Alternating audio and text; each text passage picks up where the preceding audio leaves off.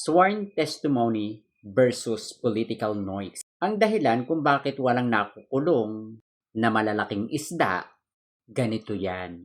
Habang abala ang mga DDS at desperado sa paghahanap ng kung ano-anong issue para ipukol kay dating Speaker Martin Romualdez, kahit wala silang makuhang direktang ebidensya patungkol dito.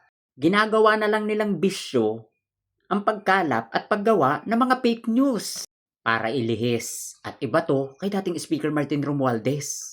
Kaya kayong mga DDS, unahin yung hanapin yung ebidensya bago kayo gumawa ng issue para hindi kayo magmukhang tanga.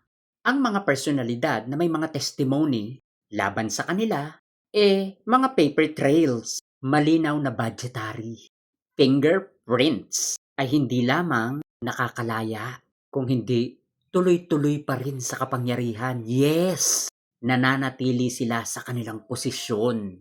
Dahilan kung bakit hindi ka agad nakukulong yung mga sinasabing malalaking isda. Kaya wag niyong ipilit at itanong kung bakit walang magpapasko sa kulungan. Hindi dahil walang anomalya, kung hindi dahil nananatili sila sa kanilang posisyon at ginagamit nila ang kanilang posisyon. At ang masakla pa nito, ang mga alegasyon ay hindi basta chismis lang, kung hindi galing sa ilalim ng panunumpa sa mga opisyal mismo ng DPWH, Bernardo at Alcantara, na naglatag ng mekanismo, halaga, petsa at lugar. At malinaw rin, wala sa mga salaysay na ito ang nag-uugnay o nagtuturo kay dating Speaker Martin Romualdez. Ang distraction strategy.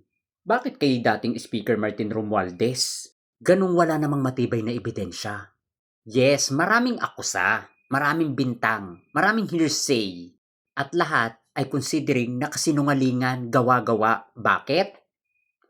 Walang mailatag na ebidensya o dokumento na nagsasabi na itong si dating Speaker Martin Romualdez ay involved sa korupsyon. Doon lang tayo sa totoo. Kaya kayo mga DDS, kung tanga kayo, kayo na lang. Huwag na kayo magdamay. Sakit yan.